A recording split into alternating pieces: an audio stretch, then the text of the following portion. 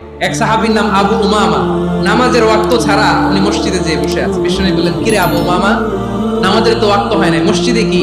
সাহাবী বলে, হুমুমুন লাজিমাতনি ওয়া দুয়ুন। নবী গো, ঋণের বোঝায় এমন টেনশনে আছি, ঘরে থাকতে পারলাম না, মসজিদে চলে আসছে। বিশ্বনবী বলেন, আমি কি তোমার এমন একটা দোয়া শিখাবো যেটা বললে আল্লাহ তাআলা তোমার ঋণের বোঝা হালকা করে দিবে?